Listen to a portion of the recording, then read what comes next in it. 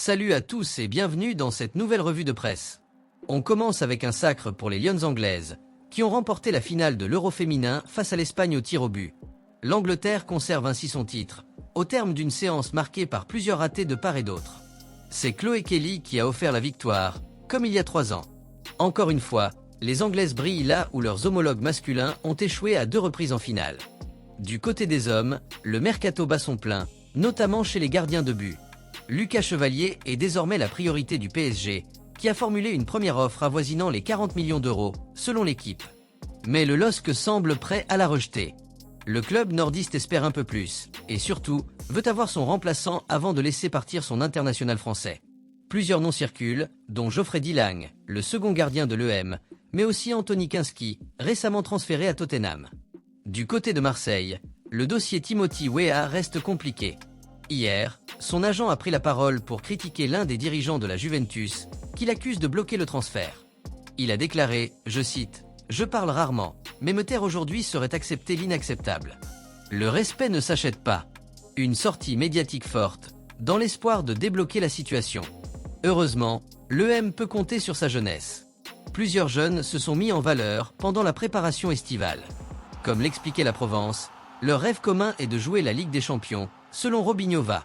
En parlant de Ligue des Champions, le stade Malherbe de Caen en est bien loin. Relégué en national, le club appartenant à Kylian Mbappé doit batailler pour retrouver la Ligue 2. Les 7000 abonnés soutiennent, mais le rôle de Mbappé reste flou. Le nouveau coach, Maxime Dornano, a même déclaré ne pas avoir échangé avec la star du Real Madrid, bien qu'il ait probablement eu son mot à dire dans le choix du technicien. Cap maintenant sur Munich, où Luis Diaz devrait rapidement poser ses valises. Selon Bild, un accord avec Liverpool est tout proche. Le montant du transfert, 75 millions d'euros. Une belle opération pour les Bavarois et une très bonne vente pour Liverpool, qui vise toujours Alexander Isak. L'attaquant suédois souhaite quitter Newcastle pour rejoindre les Reds, mais les deux clubs doivent encore s'entendre. Pendant ce temps, le Daily Mail rapporte que Liverpool doit surtout se renforcer en défense. L'avenir d'Ibrahima Konaté est incertain, et les lacunes défensives ont été visibles contre le Milan AC en match amical. Autre nom qui revient souvent, Rodrigo, qui pourrait renforcer le lien entre Liverpool et le Real Madrid, d'autant plus si Konaté fait le chemin inverse. Du côté du Barça, première sortie réussie au Japon face au Vissel Kobe, victoire 3-1. Le nouveau coach Hansi Flick semble transformer tout ce qu'il touche en or. Parmi les satisfactions, Ronny Bardi, Geoffrey Torrent, Dro Fernandez ou encore Marcus Rashford et Johan Garcia, considérés comme le nouveau numéro 1 dans les cages. Il devra faire face à la concurrence de Chesney. Au Real Madrid, Xavi Alonso n'est pas convaincu par Raúl Asensio, décevant lors de la Coupe du Monde des clubs. Son expulsion et ses erreurs l'ont mis en difficulté, à tel point qu'Alonso envisage de le sortir de son 11. Ce qui relance la piste menant à Konaté. À l'Atlético de Madrid, on vise Enzo Mio, le milieu offensif français de Stuttgart, pour remplacer Thomas Lemar et Samuel Lino, partis récemment. Au Portugal, le Sporting espère recruter Luis Suarez rapidement, pour qu'il soit disponible pour la Supercoupe le 31 juillet. Pendant ce temps, Victor Gyökeres a fait ses adieux au club, après avoir connu les 2 plus belles saisons de sa carrière.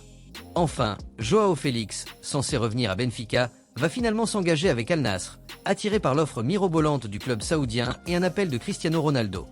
Il n'aurait même pas informé Bruno Lage de sa décision. Autre Portugais en forme, Bruno Fernandes. Auteur d'un doublé face à West Ham, le maestro de Manchester United a brillé, notamment en duo avec Matheus Cunha. Côté Tottenham, déception. Morgan Gibbs-White restera à Nottingham Forest, malgré un transfert qui semblait presque acté. On termine cette revue de presse en Italie, où la Juventus souhaite finaliser rapidement le prêt de Randal Kolo Muani. Le PSG, de son côté, se montre ferme, considérant le montant déboursé pour lui il y a 2 ans. La Premier League reste attentive, même si la volonté du joueur est de rejoindre Turin. À l'Inter Milan, Ademola Lookman est proche de signer pour 45 millions d'euros. Une recrue de poids pour le finaliste de la dernière C1. Et enfin, à l'AC Milan, le retour de Massimiliano Allegri s'annonce déjà prometteur. Son travail tactique porte ses fruits, comme en témoigne la victoire en amical contre Liverpool.